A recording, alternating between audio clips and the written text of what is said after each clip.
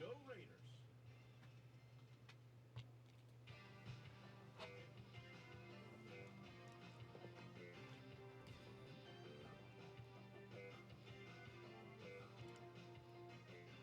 Good evening, ladies and gentlemen. Welcome to Wednesday night and the Raider Review, episode number 4 of the season. And we've got a whole lot on tap. Fall sports in Roane County in full swing. And of course, we'll have Coach Paul Burdett in studio to talk about that big win on last Friday night against Lincoln County. And of course, we'll be talking about the biggest of games coming up. Of course, every week, I guess, they're the biggest game of the week, but this one's obviously the long-time rivalry with Clay County. We'll talk about all that, and we'll update you on some statistics from last week. And I tell you what, I have been stood up this week in studio. Neither John Penna nor Matt White is here. Now, John Penna says that he is working on his house, which means that someone else is working on his house while he stands guard and does nothing. And then Matt White, who was supposed to be here, well, he had this little pesky thing called a job. He had to take care of that job until 8 o'clock. So sometimes, Drew, priorities, you gotta get your priorities right. Yeah, that's what I say. Sometimes your priorities should be to this show. Right. So I've got a great fill-in, and that's Coach Paul Burdett. And so he's going to be with me throughout the evening. And one of the reasons I wanted Coach Paul Burdett to be in studio is because we have another special guest in our Legends series. Again, we did this 2 years ago and had great response. Had some of the greatest of Roane County history, sports-wise, in many different facets. And so we've started this up again this year. Obviously, we had Bob Zdanek in studio last week. That was a tremendous interview. And boy, we could have probably talked to him, Coach, for a good 4 or 5 hours. Maybe could have done 3 or 4 shows with him. Bob, obviously, his voice is something that everybody that grew up here knows. I mean, through sports, Yellow Jacket sports, Raider sports, and just the history behind. It was great to hear the history from how Bob ended up here from New Jersey. That was quite a story. So we've got another special guest in studio, and I got to say I appreciate you joining us on such short notice. I'm not sure when John Penna actually got a hold of you, but Coach Terry Kendall is in studio with us here for this first 30 to 45 minutes. Coach, thank you very much for coming in. Obviously short notice, but I'm glad you didn't have a whole lot to do here tonight, hopefully. All right, thank you. It's good to be here. And if you did have a bunch to do, I'm glad you canceled it. Well, I could have been doing something, but it's okay.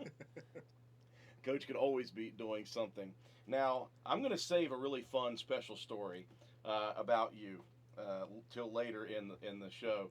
Hopefully you don't walk out on me before then, but it's just kind of an interesting quirk that my buddies know that you hopefully will find hilarious at this point in life. So let's talk really quickly, Coach. Let's go back. The reason we are doing this is obviously we're wanting to find out, you've had a big impression on sports in Roane County, whether it be from your playing days or your coaching days. You've obviously had a big impact on many people here in this county, and we want to take it back as far as we can with you and talk to us about how it all started. Where did sports come into your life? Well, I think as a small kid, I think I just really kind of took a liking to football, especially watching football on TV and things like that. And I think baseball was probably the first sport that I played. I think I was 8, maybe 9, but I played Little League Baseball. At the time, we were at the Grace Park in down near Reedy. It was a Reedy team, and that's not far from my home. And I just rode my bike down to practice and was able to ride home. And we played in the league here in town. So that was probably my first experience playing organized sports. And then shortly thereafter that, I began football and loved it. I had 3 great guys that were my coaches early on. That was the late Delmer Allum, Estes Barker and Danny Klein, and they just got me started, and it was something I just loved to do, and just kept on playing. Started into wrestling shortly thereafter that, and was just always involved in those three sports, and I just eat it up. I couldn't get enough of it. From an early age, you really did just enjoy the games. Oh, I loved it. Some kids love to play the games, not so much about practice. I loved it all. I loved practicing. I loved the competition, the competitiveness of it. Like I said, I couldn't get enough of it. So. And it stuck throughout high school and into college. Yeah, obviously. it. I really did. I just, football. I love practice. I love practicing. I love, wrestling was the same way. Everything about it. I wasn't ever like, I just didn't want to go to practice, or I didn't, I just loved it. Coach Burdett, you could use some kids like that love practice. That's what I'm thinking. I think too many times, kids look past the practice part of it, past the what am I doing to make myself better part of it, just to get to the competition part of it on Fridays, and or Saturdays, or whenever the baseball, wrestling, football, whatever it may be. But if you get a kid like Coach Kendall's talking, that just loves every bit of it, man, that's when they're fun to coach. That's when it makes it easy to coach. Well, and I think it was, it was a different time. I mean, it was, what kids have today compared to what I had. That was our entertainment. That was our escape from whatever work we had to do at home, or the things that So, it was my life. I had good support. My parents always provided me a chance and an opportunity, and I certainly took advantage of it. But in today's times, I can see you having the obstacles of kids not wanting to be there because they have other interests and opportunities to do things that compete with that. Yeah, and you hit the nail on the head. It's from the time you played, and even when we played, to today, the obstacles and the things between kids and sports is totally different. When we played, we wasn't missing sitting at home. We were missing putting up hay or doing something like that, going out and working, weed eating all day. And a lot of kids don't do that anymore. And so, just what you're saying, it's totally different game. And we're basically year round now, and that's, you got to be competitive. And back then, even when we were there, you worked all summer, but it wasn't sports. It was just work, and then you went and played your sport in August. Yeah, and it was, and you think about today's social, they're in contact 24/7. In my time, your buddies, you got to see them at football practice or wrestling or baseball, whatever you were doing. That was your social time to really, get with your buddies and have a good time. So, certainly the times have changed, and I'm very thankful that I grew up when I did.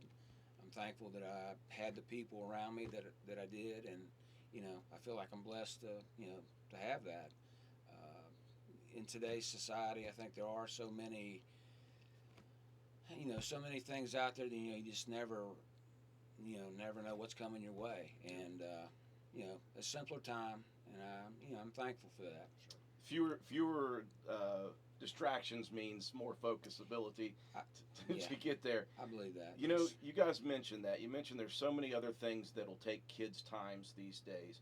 So when I think about what you have to keep kids involved in sports is, as you mentioned, an early love of whatever game it is you're playing, be it football, baseball, basketball, wrestling, anything. You have to have that early love. And you mentioned two guys, of course, Danny Klein as well.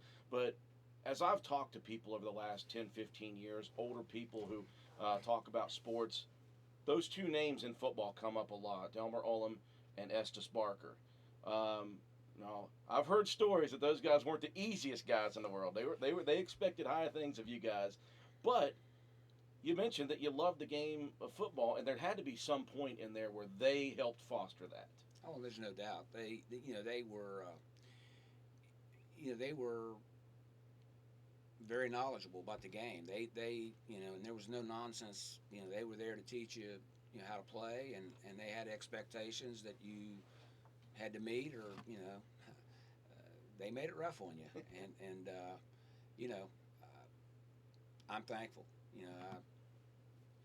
I don't believe anyone can underestimate the influence of a good man, number one, and a good coach, or even a good woman and a good. I think that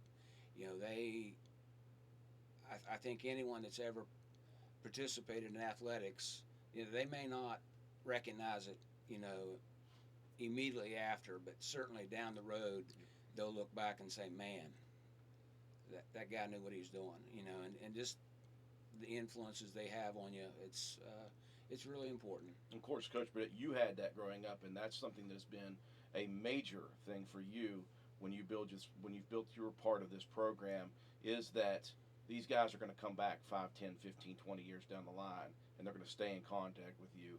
And I've heard stories about them coming back and say, man, I didn't know it then, Coach, but I know it now. Yeah. The impact that a coach can make on a young life it goes far beyond a Friday night or a Saturday or whatever the event is. And it goes far beyond the reach of the 4 years that you have them for us in high school. For me, I just think about high school and Coach Hamrick and the 2 years I was with Coach Kendall and Coach Bender in the wrestling room. Just the things that were taught and the impact that those guys made on us. And down the road, you realize, and those guys knew what they were talking about. It wasn't just about wrestling or just about football. And we just, as a coach, that's just something that I hope that I can continue to do as I move forward. Because it's not just about the sport; it's about helping to develop and grow young men into the right kind of people to put out in society. You're great at segues, Coach Burnett. You didn't know that, but you talked about the 4 years of high school. So, Coach Kendall, you developed a love of sports right off the bat. And that's not always the case for kids, but sometimes it is. I'd say more often than not, at least one or two sports they really love. You just dug in full go from the beginning. So you get to high school. And obviously, as you mentioned, a different time, but still, you get to high school and you've got all these sports that you want to play, and you have to learn how to manage your time, excel at the sports you want to play. When did you find out, or when did you know in high school that you were pretty good at sports? Or did you know before that? Well, I'm going to back up just a little bit because, when I first started playing, it was the midget league level. And then luckily, I just was able to go right into at that time, grade school. It was 7th and 8th grade football, which now they call, the middle school. And I had, I mentioned Estes and Delmer and Danny, but, went right into the middle school and had outstanding guys, Jack Settle, Rick Hubbard, Denny Carpenter, a guy that I think his name was Mike Smith. It just was another round of outstanding guys that loved the sport themselves, that really worked hard at teaching us. And so, I guess, we went into, the grade school years, we had a good team, a couple good teams in my 7th and 8th grade year. So, when you have good teams, that love just keeps building and building it. I mean, had we not been very good, maybe I'd have thought, oh, gosh, I don't know if I want to continue to do this, but I loved it. I just loved it. And then, when it got to high school, it was just another opportunity to keep playing. And, most of us stuck together and we played. I mean, you lose a guy here or there, but, we got, our 8th grade team that was undefeated as in grade school. We went right into the high school, was able to keep playing. And I don't know, it's just, something, it's just something you get used to doing and you just don't want to leave it. And, so, yeah, it was an opportunity to keep playing, and we got to high school. We had Coach Hamrick again, Rick Hubbard, Dennis Mann, Tom Woods, just great guys, good coaches who, like I said, loved the game themselves, and they worked really hard to make sure we were doing it, the right way. So, again, it's just a blessing to be at that time. In my opinion, everyone can say, oh, my years, whenever was better, but no, I really think I was just blessed to be growing up at that time here in Spencer, in Roane County. It was, great years. You mentioned that you just wanted a chance to keep playing. Yeah. You just wanted a chance to keep playing. Well, as high school goes through it, you start to think about, junior, senior, you start to think about the next step in your life. You just seemed like you wanted another chance to play. Yeah, I'll be honest, I wasn't really thinking about college football. I mean, I certainly, I didn't give up on the idea, but, I wasn't sure what I was going to do. And, I even thought a little bit about military. I wasn't sure what I was going to do. I can't see you as a military man. Okay. I'm kidding. Yeah. I'm kidding. But, I was selected to play in the North-South game, and I was approached by Frank Vincent, who was at that time just leaving Charleston High, and he talked to several of us there, and there was another chance to keep playing. So I opted to go to Glenville and was there 4 years, and again, a great chance to keep playing, and I took advantage of it. We're talking to Coach Terry Kendall. That's what I know him as. We are going to talk about Glenville State, now University, and how that has changed and how it changed you, Coach. We're going to take a quick break. Got to give DW Excavating, our exclusive sponsor, a little bit of love. We'll be right back. Heather Paxton wants to know if you're doing any YouTube this evening. Yeah, we're live on YouTube right now, and there should be a link set up on our Facebook. And I posted, make sure you find the link here too, if you can. That's the one thing I don't like as much about YouTube is the live chat. People don't really chat as much on YouTube as they did on Facebook, so I don't get questions as quickly. Heather says it just says upcoming.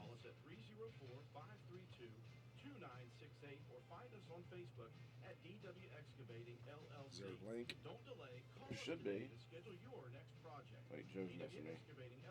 You're not live. Hit and go live button. Well, at least we got us on the thing. And I'm recording it. See? Technology's great. Oh, I hate it. I just hit go live again. See if it goes live. Message me.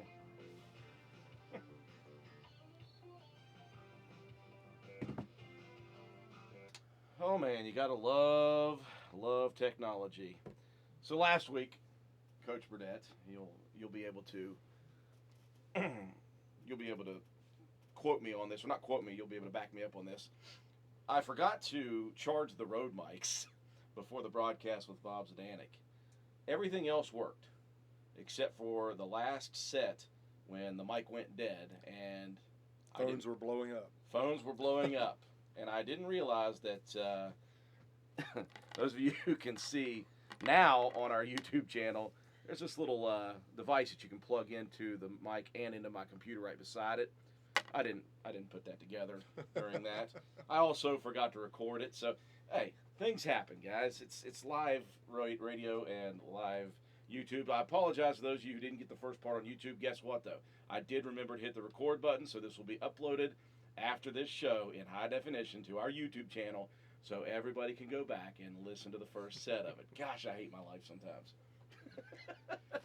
Technology is never your friend, Drew. It seems as if it's always a pain in the rear. Well, we're talking with Coach Terry Kendall, and Coach, this is your first time in the studio with us, but Paul can back me up on this. Paul, Coach, just Coach. I'm going to call people Coach. I panic and sweat a lot when we're not on the radio, when we're in the midst of doing stuff. So this is totally normal for us. Gotcha. Well, so you it was such a cool thing you said. As a as a grade schooler, a young kid, you just wanted a chance to continue playing. That lasted up to grade school. I want to continue playing, and that goes through high school. You find out at some point you're pretty good at sports, and to the point where the North-South game happens, and of course that is a big deal in West Virginia, and always has been a big deal in West Virginia. We've had some Roane County athletes get to play in that, obviously, Coach. Was it then that you? Was it just then that you decided that Glenville State was the place, or did somebody contact you? How did that happen to where you ended up in Gilmer County? Well, I had received, a letter here and there. I think there was a couple coaches that had been in contact with, like Coach Henrik and stuff. But, I just really hadn't made a commitment. Being a kid, you just kind of, you don't really settle down and take a few minutes to decide something. But, when I went down there to Institute and was there for 2 weeks, kind of developed a relationship with a few guys that, from other teams, even the opposing team. At the time, I was on the South team. Now they've kind of flip-flopped, who plays for who. But, I'd met some guys from the North that had been approached by Coach Vincent, and they, had kind of decided that they were going to go that way too. So, it was just kind of a, I don't want to say it was an accident, but just kind of like, okay, this guy says come up and play. I'm gonna take advantage of that. So, wound up in Glenville, and no regrets. I mean, it was rough. I'll be honest. It was rough because it was a transition time with the head coaches. We were pretty lean the first couple years. Took some bad beatings. So, it wasn't easy. It was tough.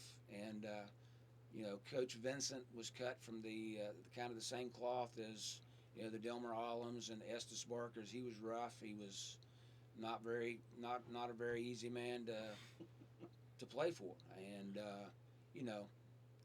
but, like I said, it was a chance to play. And so, I just hung right in there and kept playing. I've often said that to kids in multiple sports, kids that get to the high school level. And obviously, it's a much different world these days. So many things pulling kids different ways at this point. And sometimes kids, I think, make rash decisions about playing a sport that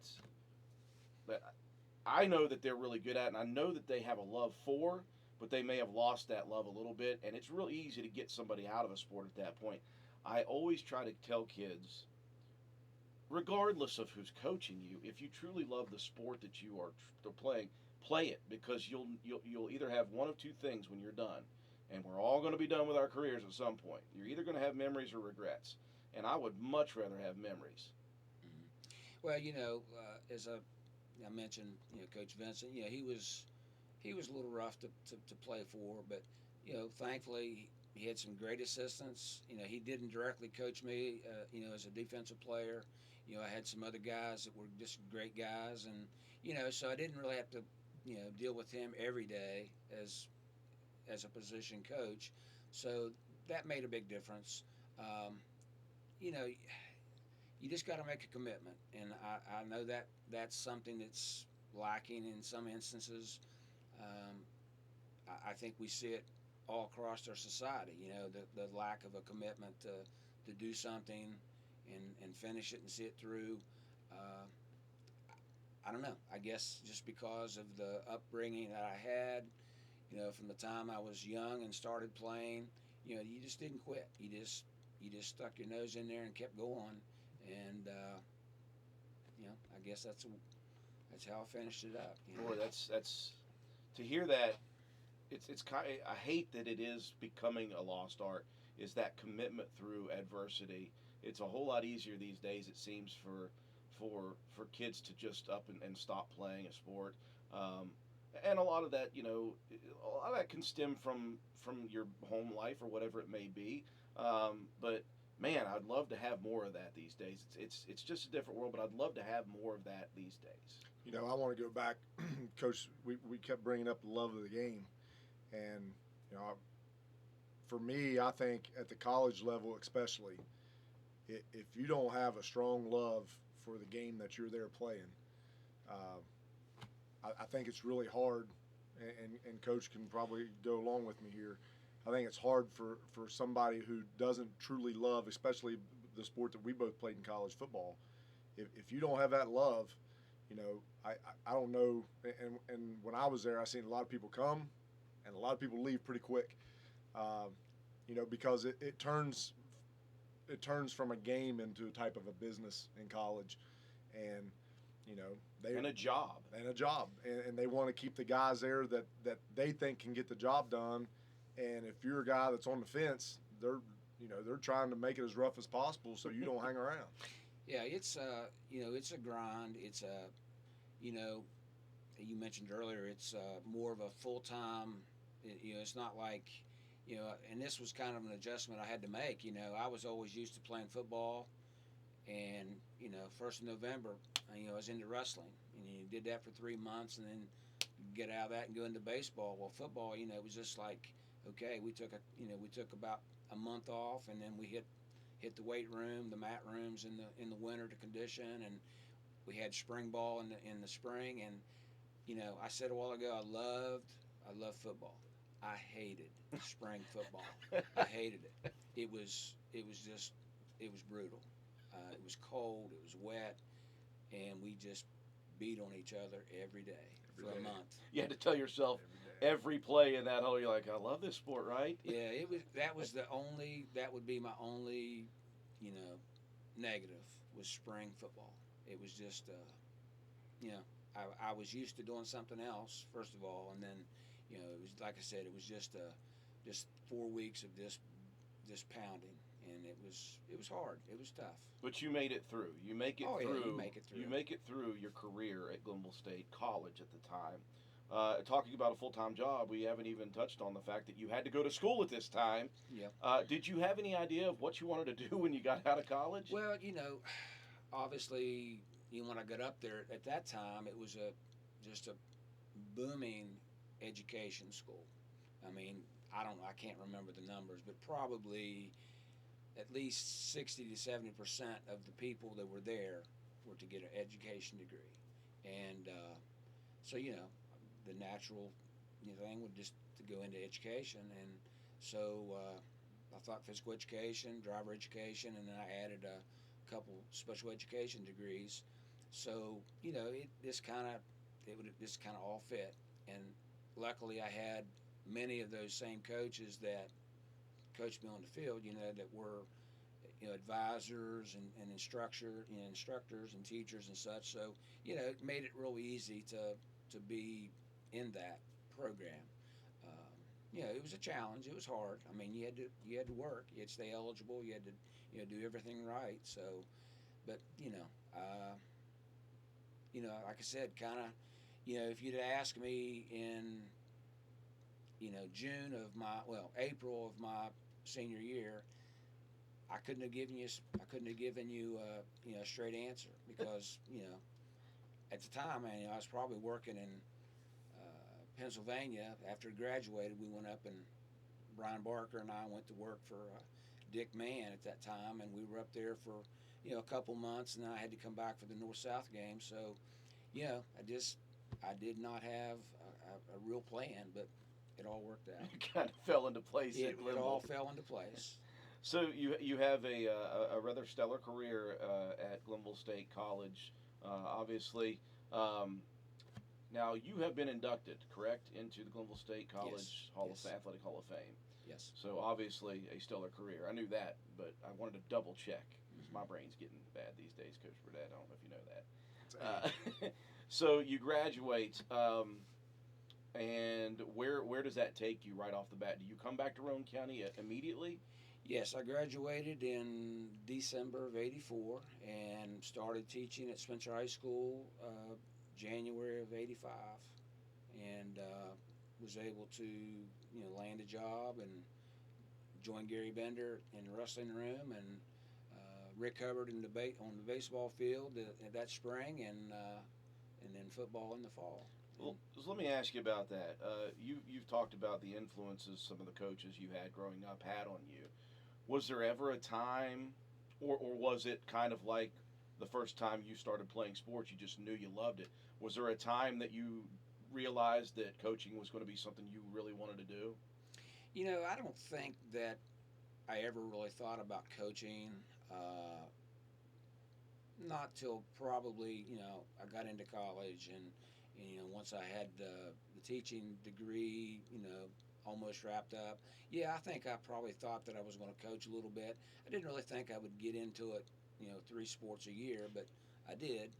And Jumped in full bore. yeah, I did. They take advantage of the young guys, and that's it is a young man's game. To I was talking to Paul earlier. I can't imagine the time. I know the time they have to put into it. I don't think people realize it, and certainly I think for me, I got to the point I said I can't give it its due diligence. I'm you know I'm tired. It's time for somebody else, and that's kind of why I got out of it. I just I didn't feel like I could give it what it deserves, and luckily he's got it going, and he's got some guys helping him, and it is truly, like I said, it's not an easy job. It's a tough job for not let alone that they're teaching all day, and then you got to take care of your team in the evenings, Yeah. and so I admire him, but I just got to the point where it was just too much for me anymore. Well, that took a little while. I mean, Yeah, it did. you I were mean, able to coach for I quite did a it while. for a long time. I really did, and I enjoyed it. But you kind of get to the point where you say, okay, I need to do something else, and whether it might be family or health, or luckily my health was good. Never wasn't that, but I think it just got to the point where I wanted to do other things.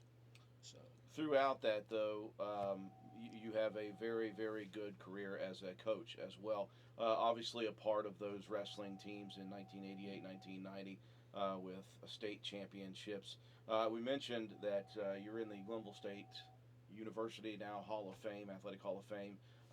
Another great honor bestowed upon you and your other coach, Gary Bender, in the last, 5, 10 years, I can't remember, has it been that long, is you were inducted into the National Wrestling Hall of Fame. hmm yes, Gary went in. I think I don't know, maybe 2009, 10, maybe a little before that. I think I went in 13. So yeah, very nice honor, big surprise for me. At that time, most of the inductees were head coaches. So to go in as an assistant, mostly, most of my careers was as an assistant. So anyway, very proud of it, no doubt. And what year did you officially stop coaching? Let me see. I've helped out here and there.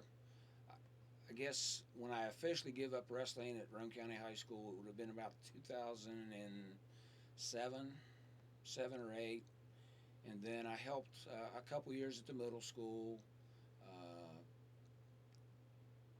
Coached a little bit of baseball, middle school wage kids for 2 or 3 years. So I've been in and out of it, but it's been probably 4 or 5 years since I've done anything. Were you able, and that's just because I can't remember, were you able to be in the corner for your son Evan during wrestling, or was he after you stopped at the high school? Actually, I was there for him. I went one more year.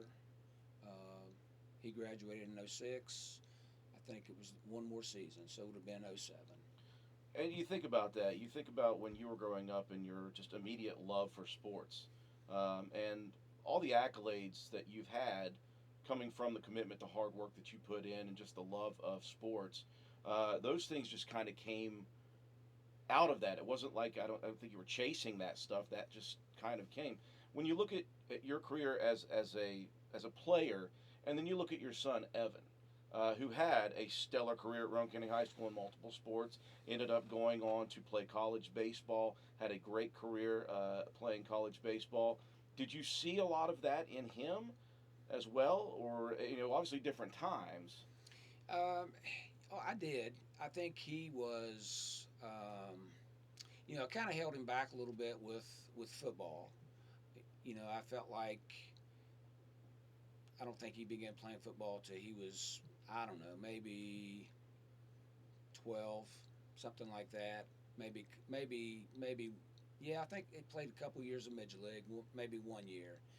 Um, he played baseball early on when just about as soon as he could start. Didn't wrestle till he was middle school. So, I held him back a little bit just because I felt like, I don't know, sometimes I see kids get started so early and then they do it and they do it and do it. And then by the time they get to the high school level, the fire isn't there. And I didn't want that to happen with him, and it certainly didn't. And it doesn't always happen. But, I have seen kids that, were, just amazing as youngsters, but then they kind of lose that fire, and they either give it up or they just don't go at it the same. So, but he worked very very hard. I mean, he worked very hard, and that was obviously I encouraged that. I didn't force it, but I certainly encouraged it. So, he had a love. I think he had a love for it, but at the same time, we talked about it. It was a different time. So he had other things that he wanted to do. He was, he loved to ride motorcycle. He loved to ski and snowboard and all those kinds of things. So you've got to kind of, you got to let a kid be a kid, do the things they want to do. But it was a different time, and what he had to do, I didn't have. There was no snowboarding. There was no snowboarding. Did some sleigh riding. Cardboard boxes and hoods of old cars and trucks. We did some crazy things. So. Whatever you could find to slide down a hill. Yeah. So anyway, it was a different time, but he really he did work hard at it, and I think I believe he did love it.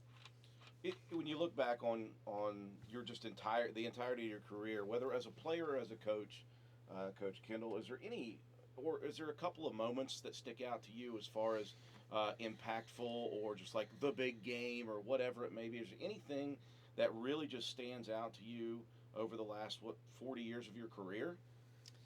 Oh boy, that would be hard to say. I can't think of anything. Obviously, my nephew Todd, I got to see him win it 4 times as a state champion wrestler. I didn't coach him. I actually didn't get to coach him as a senior. I had left Roane County and gone to Garrett County, Maryland, and I was actually up there coaching at the time. But I was able to come back and certainly watch the finals and get to see that. But that was pretty amazing. Get to see him compete and do what he did. Coaching my son obviously that was amazing. To coach your own child, that was cool. Not that it's I'm sure Paul's going to find out. I think he's already found that. it's a little different, when you're there with them all the time, and you try not to, you try to put it, practice is over, so it's over. So you try not to bring it up and keep it going. You try to keep it, let home be home and all that. But coaching Evan was pretty cool, and fortunately, he did well, and it was a lot of fun. We had some good baseball teams, and I got to let him. I got to experience his success. Yeah.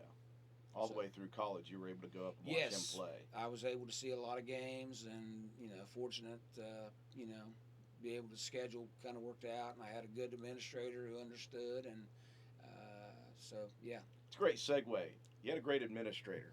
So here's the story that I told you was coming later. Oh boy. Okay. So I was wet behind the ears just in my first substitute job at Spencer Elementary School when I got back from my run across the country, and I was doing some speaking but it wasn't enough to make me, it wasn't enough to survive on. So I thought, well, maybe I'll just go be a sub for a little while. Well, I went into a special ed class at Spencer Elementary for my first actual 2-month long-term sub job, and loved it. The first week, I said, okay, nope, this is what I want to do, and this is what I'm going to do. And of course, the rest was history until last year with this place. I am a very avid coffee drinker, as most people know. I wouldn't say avid, I would say I'm a professional coffee drinker at this point. And my first gig at Spencer Elementary School, I didn't know where I was going to get coffee. I didn't know if I was able to bring a coffee machine or where. I found out quickly that I couldn't bring a coffee machine and put it in my room, which was very disappointing. But I did find out from Lori Cottrell that there was a community coffee machine. Now, this is what she told me, a community coffee machine, right? It's in the workroom right there. I said, all right, cool. And the first day I go in there and I open it up, and there is the largest amount of coffee grounds I've ever seen that could fit, and I don't think they even fit, right? And in walks Terry Kendall, and he says, you want some coffee? I said, sure. He's like, okay. And he grabs a scoop and throws it on top of the previous grounds and brews it up. And of course, I was chewing my coffee after I drank it with all the coffee grounds. That's part of it. And I asked Lori, she's like, oh yeah, like Terry brings coffee all the time. Don't worry about it. Now, I don't know if she was setting me up or not, because they were messing with me. And let's just say you were quite intimidating to me at the time because, I was wet behind the ears. And so for about 2 weeks, I'd just go in and I'd make coffee. And I came out of the coffee room, the break room, I call it the coffee room, one day with a cup of coffee that I had just brewed, and in walks Terry, and we pass, and he says, you enjoy the coffee, yeah? I said, yeah. He said, you can bring coffee and help us supply it, right? Like, with the meanest look on his face. So immediately after 2 months of drinking free coffee, I'm panicked that I'm going to get like strangled by Terry Kendall for just taking coffee and not helping, And I told 15 or 20 friends that I have angered Terry Kendall over coffee. Come to find out, about a week later, I go to Lori Cottrell and I'm like, I think I pissed him off. And she said, oh no, he told me he was laughing about it. I was like, what? Yeah. I thought I was going to die over coffee. Yeah. And you also have, by the way, a brand of coffee of your own. It's called Terry Kendall Coffee. Well, it's interesting. I thought you were going to go a different direction, but there was a time that it was like, see, I like mine. I like it strong. I mean, I wanted to stand up and talk to me when I'm drinking it. But we had a couple other people who just didn't make it to suit me. So it was kind of a race to get in there to make the coffee so you could have it the way you wanted it. So, and I've even poured out a whole pot because it didn't suit me, and it made some more. So it's I don't know. I thought that's where you were going to go. It's an art. Terry Kendall Coffee is where you put so many grains or so many coffee scoops in that it filters over the edge of the filter and into the coffee. So after you drink it, you chew it. Well, I don't really like the grains in it, but I like it strong. So, yeah. Coach Kendall, thank you so much for coming on short notice. It's been a great time here talking with you. Obviously, your impact on Roane County sports as a player, and even more importantly, I think, as a coach, molding and shaping the next generation of kids is not unnoticed, obviously, and all the accolades well-deserved, and we appreciate you coming in. Okay, well, thanks. I've enjoyed it. It's I wouldn't change anything. I mean, I think back as a kid, I certainly wouldn't do anything different. I'm glad that I was able to go to Glenville and get a degree in teaching, and I like my career, and I feel like just blessed. So thank you very much. The accolades speak for themselves. Coach Terry Kendall, folks, we're going to take a break for our sponsor, DW Excavating. We'll come back. We'll talk a little bit about Roane County sports coming up. Coach, thank you. All right, guys. That's awesome, man. Thank you. Thank you. All be good. All right, good luck. Thank you. Appreciate it. They're pretty good, or so-so? DW Excavating has all the equipment to meet your dirt work needs, including those on skid steers, excavators, and the dump truck. We specialize in dry utility line installation and repair, and much, much more. Call us at 304-532-2968 or find us on Facebook at DW Excavating LLC. Don't delay. Call us today to schedule your next project. DW Excavating LLC is a proud sponsor of Roane County Raider football. Go Raiders!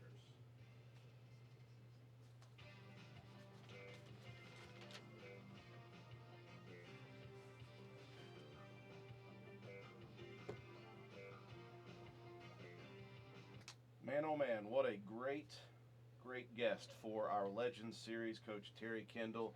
I tell you what, I wish that more kids had that kind of commitment and determination to just continue to play the sport that they love, be it whatever sport it may be. That was a fun interview. I hope everyone enjoyed that one. I know I really enjoyed that one. We'll have another guest next Wednesday, and this series just keeps getting better and better. Coach Burdett, obviously that was really, really neat for us. Chance to talk to Terry Kendall about how sports shaped who he is and how he helped shape the next generation. Sure, and it's really eye-opening. Or I think it would be, for me it is, to be coaching the young men I am now, and to let him come in and talk about the difference between now and when he grew up. And there's a lot of similarities between when he grew up and when we grew up. I mean, obviously we were a little bit more advanced, but we still didn't have the technology and the ability to see everybody all the time. So a lot of similarities there, but definitely a lot of differences between that era and today when it comes to young people in sports, that's for sure. So we've got a little bit of time here to quickly run through the sports from last week. We'll start with Roane County High School golf. They had one match. There's been some weather issues, but they were able to get a match in a 14 match up at Pendleton County, and at Stonewall Jackson Resort up there in Lewis County. A great place to go play a match, and Roane County enjoyed themselves. They finished first in that match. They were led by, of course, Emerson Simons with a 40, Lucas Hall with a 49, Jaden Webb a 51, Darren Raines a 54, Cody Nichols 59, and Carter Kinder coming in with a 49 as well. So they took first. And that's a really easy course, Drew. Oh, yeah. Very thin fairways, very fast greens, lots of bunkers, and lots of water. Yes. Yes. One of the harder courses I know of. But they did finish with a score of 194. They defeated Preston County, Lewis County, and Pendleton County in that one. Most recently, the girls' state tournament taking place yesterday, and Emerson Simons just continues to play great golf as a senior, and she finishes in 5th place in the event, good enough to earn her an all-state mention for that girls' championship. She finished up with an 81 on the day, but she had 2 eagles to finish to help her score at 81 in that one. The winner was Savannah Hawkins of Hurricane, and she shot a 68. 70 for Taylor Sargent of Cabell Midland, Carrie Ann Cook of Westside, Ella Milhone of Parkersburg, the top 4, and then top 5 was Emerson Simons. So she was able to squeak into that top 8 and continue her senior season with a very nice all-state mention. That was very, very nice. Middle school football got going tough for Roane County middle school teams this week. When you look back at it, Spencer Middle School losing to Summersville 48-8, and the Tigers of Walton losing to Clay County 42-12. For Spencer in the loss, Brody Proctor led the way rushing 11 carries for 108 yards and a touchdown. Also was 2 for 5 for 10 yards and a 2-point conversion was Proctor. Cody Howard 2 for 10 with a 2-point conversion catching the ball. Defensively, Proctor led the way with 14 tackles. Quentin Cooper with 3, a fumble recovery to his credit. Brady Rhodes with an interception. For Walton, in the loss, Colton Starcher leading the way, 18 carries on the ground, 87 yards and a TD. Jace Miller carried the ball 6 times for 27 yards. Ryan Knight, 4 carries for 13 and a TD, and Nate Chapman, 3 carries for 5 yards. Defensively, Colton Starcher leading the way with 9 tackles. Jace Miller with 7. Leo Rogers with 7. Ben the Manimal Martin with 5. TJ May with 4. Ryan Knight 3. Sawyer Paxton with 3. Fisher Boyd with 2. And Ben Martin, we call him the Manimal coach, with a fumble recovery. Really, really aggressive player, which is why we call him the Manimal defensively. Now, he's got some offensive skills too, but I know him as a defensive player. Right. Yeah, I can remember the nickname when he was down there playing for you guys. Oh my gosh, he has been playing football for quite a long time. Very excited for that. Lady Raider volleyball has been in action. They have been busy. Lots of volleyball. Jeez, a whiz. You go back to last week, early in the week, Roane County falling in 4 sets to Gilmer County, 18-25, 25-27, a close one. They took set 3, 25-17, and lost the final, the 4th set, 25-21.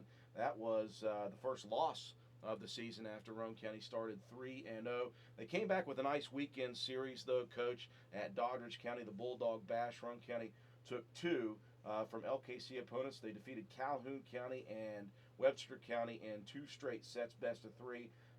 They took care of the Lady Red Devils 25-20, 25-23, and then they defeated Webster County 25-12, 25-21. They lost to Ritchie County in that one, 25-12 and 25-20. And so that sets up that last game with Ritchie was really, really good game, though, Drew. Yeah. Totally different game from game 1 with them. Our girls came out and were focused, and you could tell that there was just immediately there was a difference between game 1 and game 2, and really, really battled with Ritchie County, who's a really good volleyball team. Defending state class AAA right. Class Single A champions. And they have some players on that team, and our girls battled toe to toe with them in that second match.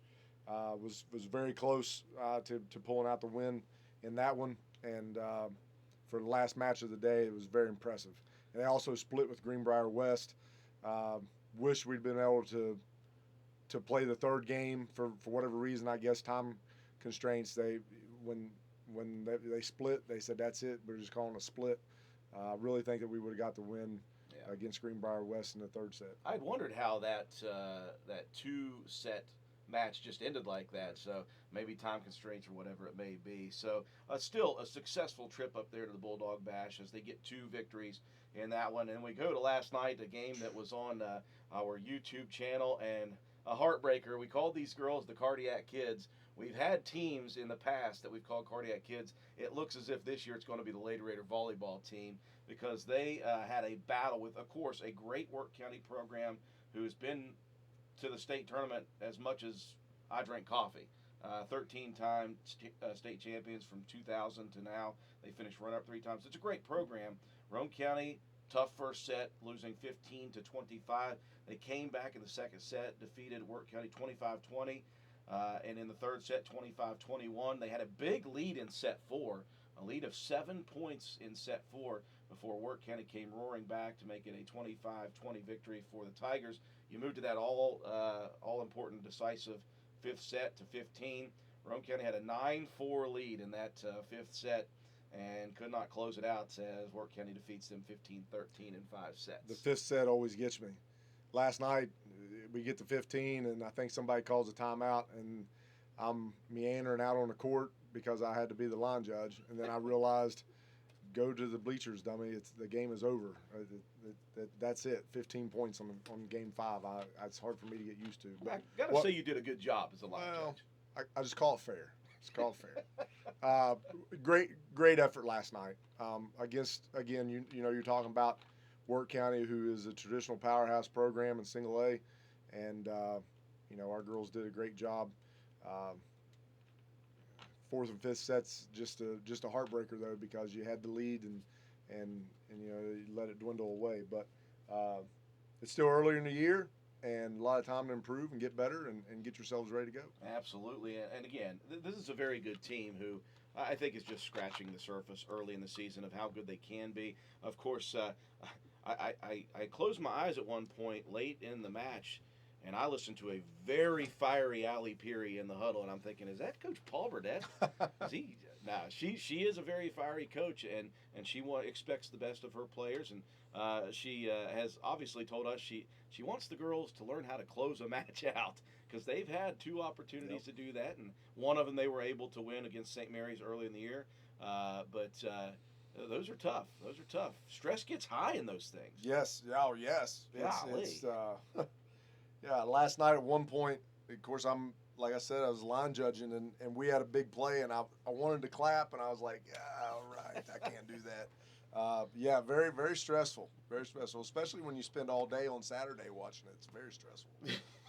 Very stressful. Hey, enjoyable. You're a volleyball dad now. Yes, I am. Your daughter Lexi, just a sophomore, playing very well early in the year. So, got to be fun just to be a fan once in a while, even though you had to be a judge. I would much rather be in the bleachers. Yes, absolutely. I keep pulling people up. They just want to watch the games. Matt Peary, he's like, can I just watch a game? No, you're on the air with me, buddy. So, but it was a good time. So, very, very excited for the Lady Raider volleyball team as they continue to progress throughout the season. I think they're going to be a tough team come the most important part of the season, LKC sectional regional tournament time. I think Coach Peary and her crew will have a chance to make a run in that one. We move to high school football. Before we get to last week, let's talk about the JV. They had themselves a nice win on Monday against Lincoln County. Yes, weather was beautiful. Not a drop of rain in the sky. Obviously, I'm being sarcastic. It was a nasty weather day, but no worries because the surface at Rowan County High School at County Stadium was just as dry as it could be. Our guys went out and played a really, really good game.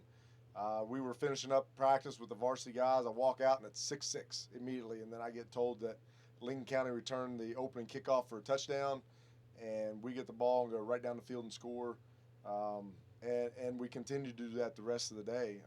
I mean, just drive after drive, our guys just methodically right down the field, put it in the end zone. Leland Schaefer had a great game running the ball. Clay Walker ran the ball really well, and then turn around defensively. The whole defensive unit just played really, really good. And or you were watching from the far sideline. Yeah. So we were able to get up 20-6, and then Lincoln County kind of throws up a Hail Mary at the end of the game, and they catch it and score a touchdown, and the final score 20-12. But, yeah, very good, successful day for our young guys out on the field. Obviously, they're just trying each week to improve, and for whatever games they'll get, that'll be chances for that JV unit to test themselves and try to get better and better as the season goes on. We moved to last Friday night, Coach.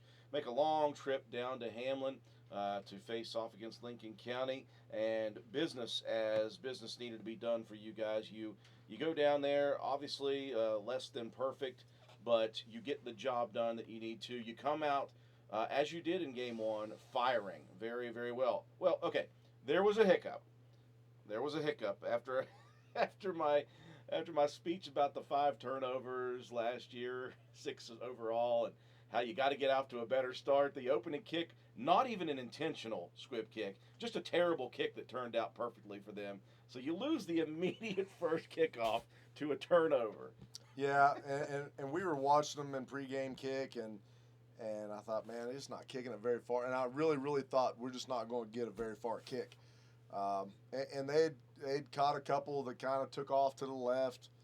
And sure enough, the opening kick gets to about the 30-yard line and just spins on its top. And we were in position to make it, but Lane's coming at a full sprint. Lane Watson's coming at a full sprint and lands on the ball. And then when he hits the ground, just kind of rolls over top of it, and their guy's there to get on it. So nothing, really nobody's fault. I mean, Lane was doing what he needed to do to get there. That thing looked like it was running away from him.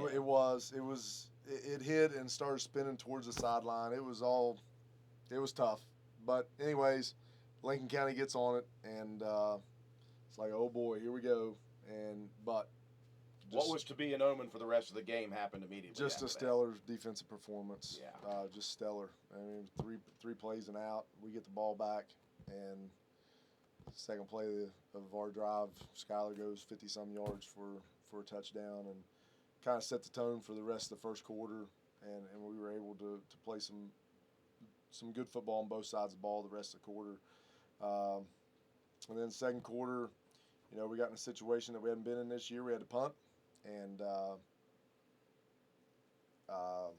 yeah, they just brought the house, and we just couldn't block everybody. And wasn't thinking, should have went tight punt and just got the ball out. But they get a block, and Colton Paxton turns around, makes a tackle, one of many, on the 2-yard line. So they were first and goal at the 2, and after 4 downs, they were on the 25-yard line. Yeah. So just to, what a defensive stand to finish the half out. And then, we come back out the second half and start putting things back together and score 2 more times in the fourth. Yeah. And kind of put it away. But great game on the defensive side of the ball for sure. Just a huge game. Talk about Colton. Colton had 20 tackles Friday night. Unbelievable. I mean, it just seemed like he was everywhere. Christian Jarvis had a big night from his defensive line position. Ori May again making impacts. Just our whole defense as a unit, I thought played really, really solid. Yeah. And proud of what we were able to do there. You allowed negative yardage in the first half total, and after it was all said and done, one big drive that lasted about 6 minutes to start that second half off was really the only offense they were able to muster. They finished the game with 68 yards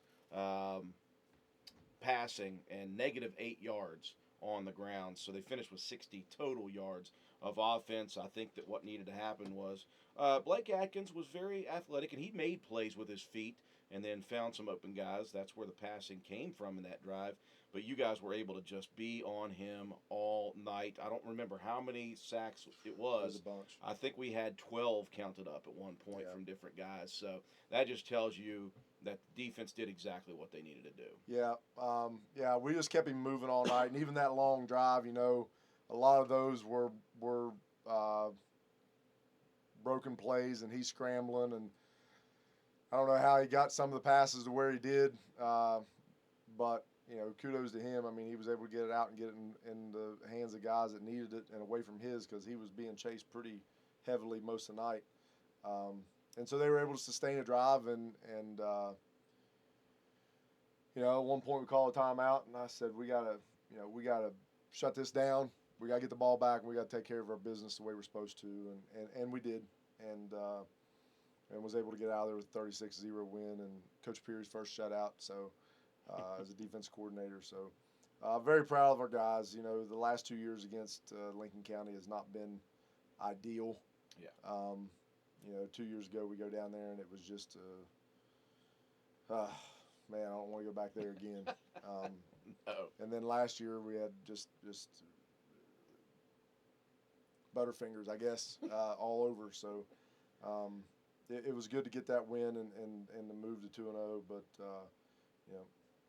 bigger things are coming. Yeah, talk about Coach Peary getting his shutout last week. He's got his work cut out for him this week. You're going to see the closest thing we'll see, I believe, this year to an air raid offense in Clay County. After watching 2 games of theirs on film just 2 nights ago, it's clear to me what they want to do. They are going 4 to 5 wide, and they're going to stick Noah Collins 7 yards deep in the shotgun, and they're going to run guys down the field and try to find pockets and holes in the defense, and he's going to try to use his feet to extend plays and really put pressure on your defensive backfield, and some of the guys who are the outside backers going to be out in coverage. That's what they want to do. They've got a capable running back in Sams. He runs hard, not the fastest or the shiftiest, but he really runs hard and is hard to bring down. So there are some things that I talked to Coach Peary last night about that he says we have got to do from the beginning to the end of that game. Number one, contain and pressure. Yeah, Clay County's got a really good scheme. They got really good guys in their receiver package, and I think the running back is very capable of getting the job done. He has in the first 2 games. And the quarterback does a good job of moving around and getting the balls to his players in space. So they keep you on your toes and they make you cover really hard, but at the same time, it's not all pass. I mean, they they definitely have the capability to run the ball and putting pressure on you there too. So you got to play both facets of it, and they really put you in a bind. Yeah, so, they like to stretch you out so you don't have too many guys inside when they do run those counters and those Right. off tackle in that pitch. Yep. So Yep. Good scheme. obviously, obviously, assignment football defensively is going to be the name of the game. It always is, but with a team who likes to air it out like that, there's going to be like one guy on one guy a lot. So you just got to really be minding the P's and Q's. That's what if you want to be a great team, that's what things you should thrive on.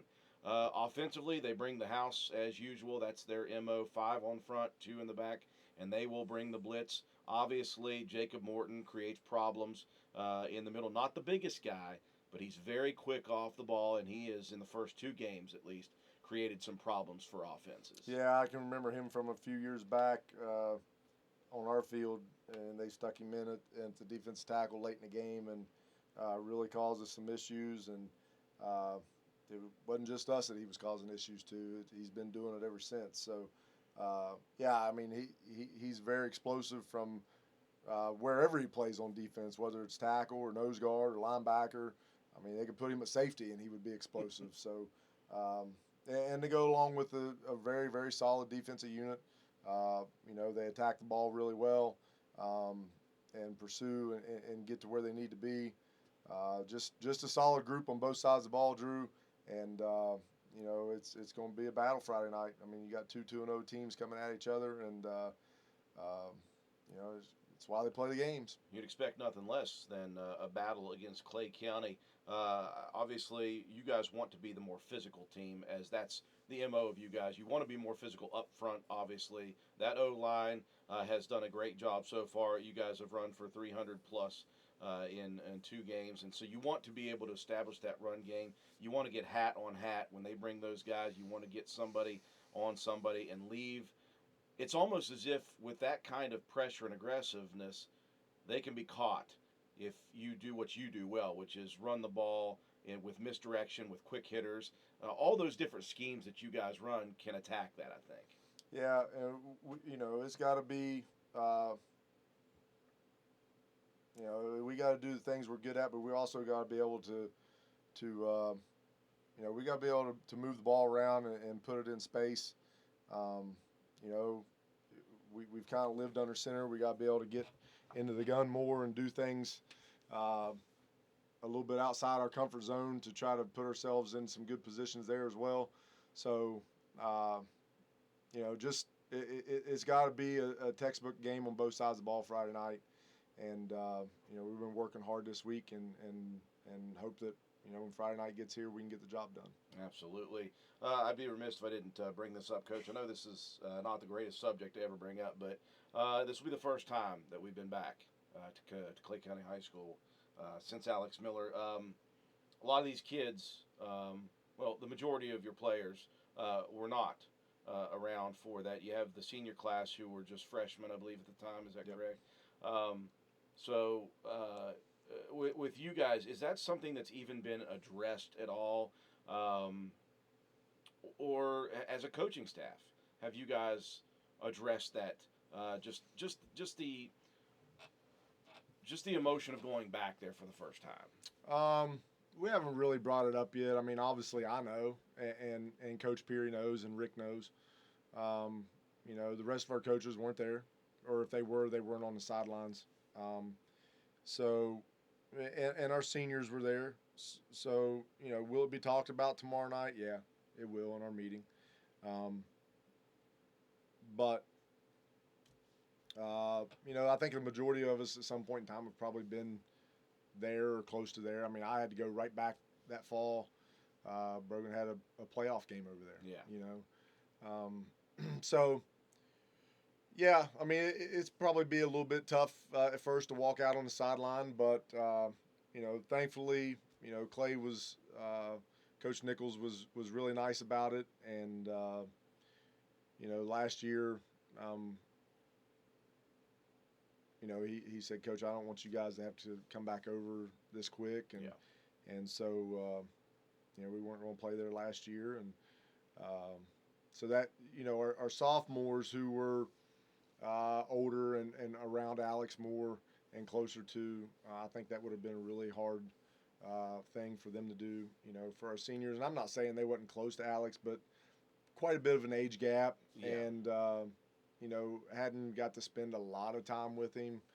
Obviously they knew him, and I'm not saying they didn't have a relationship, because they very well may have.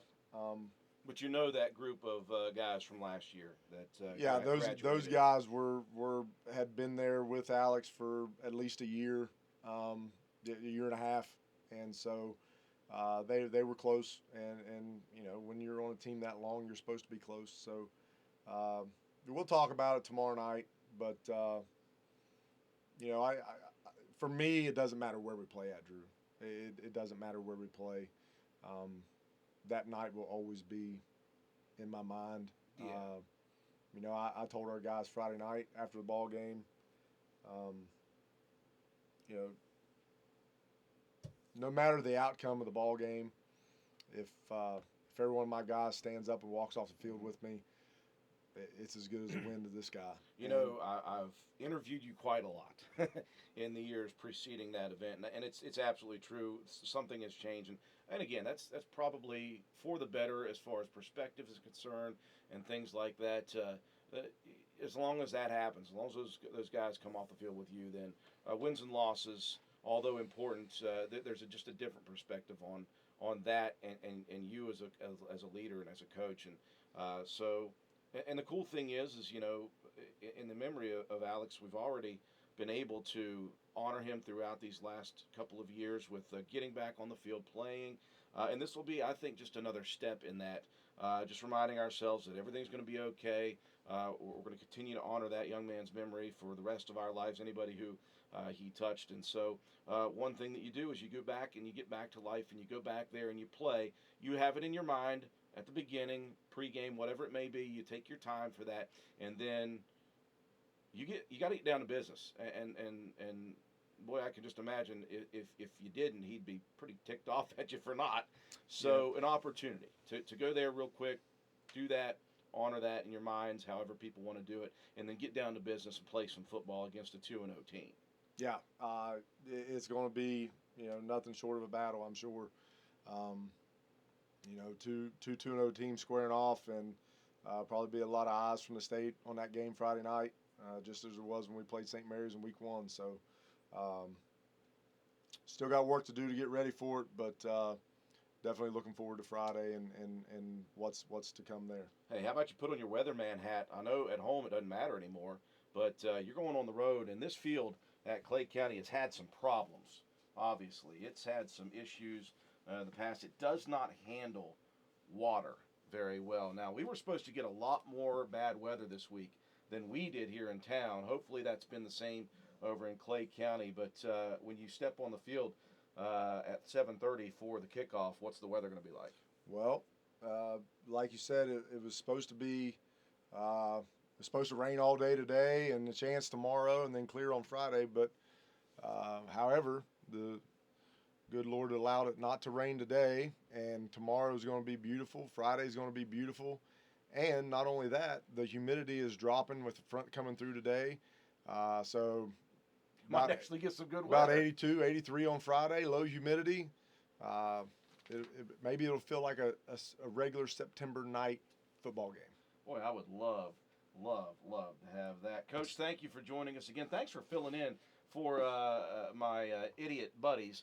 Hey, as long as they know that their paycheck is coming to me this week. Yeah, both of them. Yes, Both of I'm them. double dipping. We're combining those two. Yep.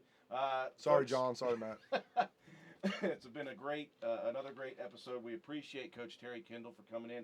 Well, we're going to continue with that Legends series as long as we can get guests in here, because I know for us it's a blast. It's really informative and just fun talking to these legends of Roane County. And I hope that all of you out there in Radio Land and out in YouTube, Facebook land, I hope you guys enjoy those. We'll continue to do that throughout the rest of the season here on the Raider Review. That'll do it for us here. Let's take a look at the schedule upcoming for this week in sports. Thursday night, September 8th, or Thursday, Roane County Golf in the 17 match at Mingo Bottom, 4 p.m. for that start. Spencer at Williamstown at 4:30 in soccer, middle school soccer. Volleyball, Calhoun at Spencer, 6 p.m. Roan at Webster, that I think has been moved to next Monday. Football, middle school football action. Spencer heading to Ravenswood at 6:30 for kickoff. Walton will travel to Sherman at 6:30 for the first kick in middle school football. Friday night football action, obviously. Roane County heading over to Clay County. That'll be 7:30 p.m. kick. We'll be on the air with pregame coverage at 7:05 p.m. Cross country gets started for the first time on Saturday the 10th. They'll be in the Buffalo Creek Invitational at Clay County at 1:30 p.m. Monday, golf in a 4-team match at Roane County Country Club at 4. Williamstown at Spencer and middle school soccer at 5. Volleyball, Spencer Braxton at Calhoun for a try at 6 p.m. And football, Clay will come to Roane County High School's County Stadium for a JV contest at 6 p.m. 6:30. 6:30 p.m. Thank you, Coach. Tuesday, cross country, Roane at the Doddridge Invitational at 3:30. Roane at Nicholas in soccer and high school, 6:30 p.m. Volleyball, Calhoun at Roane at 7 o'clock p.m. That's a look at the upcoming schedule for Roane County sports next week. And we'll see you on Friday night, folks. Another edition of the Raider Review in the books.